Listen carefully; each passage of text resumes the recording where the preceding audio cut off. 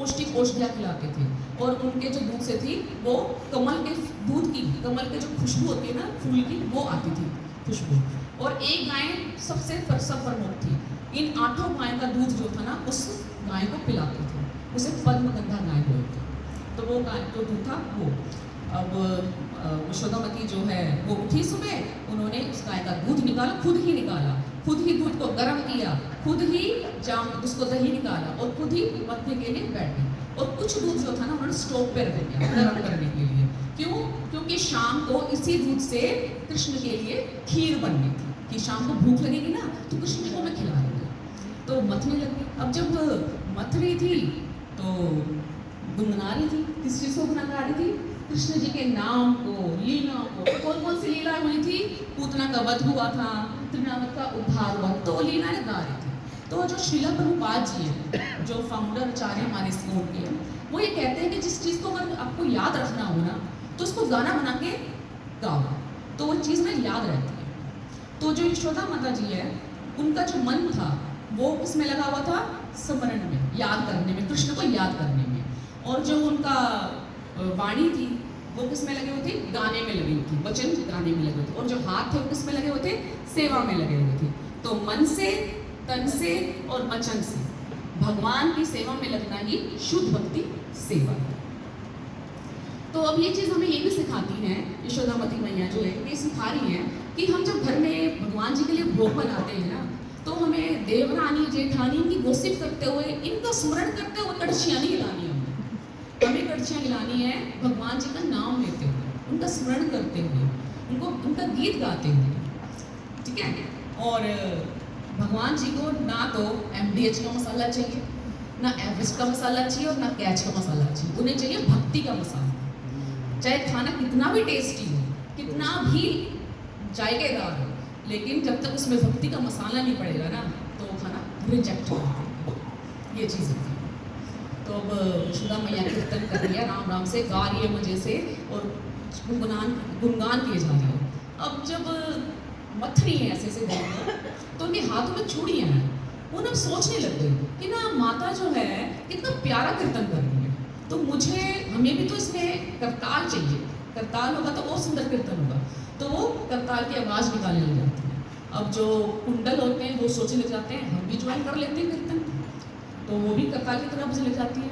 अब जो मथनी जिस मटके में थी वो आवाज़ निकाल रही है, घुड़ुक घुड़ुक घुड़ुक घुड़ुक घुड़ुक घुड़ुक। जब तक मृदंग नहीं होगा तो क्या मजा आना है कीर्तन में, तो वो मृदंग की तरह बजने लग जाती है। तो इस तरह से जो यशोदा मैया है वो कीर्तन करते हुए कृष्ण जी के लिए मक्खन निकाल रही हैं पूरे इंस्ट्रूमेंट्स के साथ, इंस्ट्रूमेंट्स बन के बज रही हैं। तो इंस्ट्रूमेंट्स बजते बजते तो अब जो दूध, जो मक्खन निकल रहा है वो इससे खुश हो रहा है बड़ा कि ना आज तो मैं ना भगवान जी के मुख में जाऊंगा, आज तो मेरी सेवा हो जाएगी इस तरह की। तो ये बात अब जो माता यशोदा के स्तनों का दूध है ना, जो स्तन का दूध है, वो सोचने लग गया कि अगर भगवान जी सारा मक्खन यही खा लेंगे, इसी से तुष्ट हो जाएंगे, तो मैं क्या सेवा करूँगा। तो वो स्तनों का दूध जो है उनको इच्छा हो जाती है भगवान की सेवा करने की। अब श्री कृष्ण जी तो सब बात पता कर ही लेते हैं, उनको पता लग ही जाता है।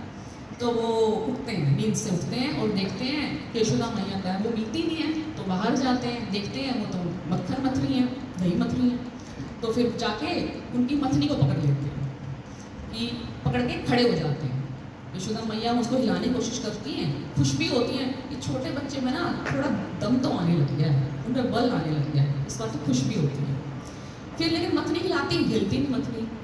तो फिर इसमें श्री कृष्ण जो है वो हमें क्या बता रहे हैं, मथनी को पकड़ के एकदम जाम कर रहे हैं, वो ये बता रहे हैं कि जो ज्ञानी योगी है ना वो अपनी बुद्धि को मथते रहते हैं, अपने मन को मथते रहते हैं, अज्ञानता को मथते रहते हैं, अपनी चेतना को मथते रहते हैं, सोचते रहते हैं भगवान कैसे होंगे, क्या करते होंगे, क्या कहाँ रहते होंगे, उस लॉजिक ही सोचने में लगे रहते हैं कि भगवान जी ने पर्वत उठाया था, गिरिराज पर्वत उठाया था, तो ये तो गुरु आकर्षण के अगेंस्ट है, ऐसे से सोचेंगे। भगवान जी जो कालिया सर्प थे उनके ऊपर नाचे थे, कैसे नाच सकते, वो सिर्फ लॉजिक ही ढूंढते रहते हैं, मथते रहते हैं। लेकिन जो कृष्ण के भक्त होते हैं वो क्या करते हैं, भगवान के मंदिर में जाते हैं, निहारते हैं विग्रहों को, उनके दर्शन करते हैं, कीर्तन करते हैं, उनका नाम लेते हैं, प्रसादम लेते हैं और खुश रहते हैं। वो इतनी बुद्धि नहीं लगाते इस चीज़ को, उन्होंने शास्त्र पे जो लिखा है कि कृष्ण है तो है, गुरु ने कह दिया कि श्री कृष्ण की सेवा करनी है तो करनी है, वो अपनी बुद्धि को इतना मथते नहीं। अब मथनी, अब वो हिला रही है मथनी, अब जाम हो गई मथनी, तो अब यशोदा मैया ने सोचा कि ये बच्चे को भूख लगी है, तो वो अपना दूध पिलाती है यशोदा मैया को।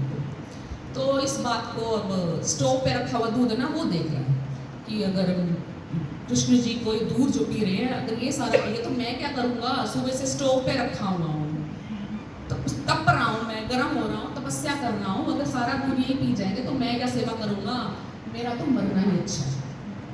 तो वो फनने लगे, स्टोव पे रखे। अब एक चीज़ है, हम जब सेवा करते हैं तो मर मर के करते हैं कि हाय सेवा दी, हाय सेवा की, और एक ये है जो उनको सेवा नहीं मिली तो अपने आप को खत्म करनी पड़ेगी हिम्मत। तो ये जो चीज़ है, हमारे घर में क्या दूध सोचता है ऐसी बात है कि आज मैं उसके मुंह में जाऊँगा, आज मैं उसके मुंह में जाऊँ, नहीं सोचता। यही फर्क है भौतिक संसार में और आध्यात्मिक संसार में। भौतिक संसार में जो चीज़ जड़ है वो तो जड़ है ही नहीं, उसमें तो जान है ही नहीं, लेकिन जो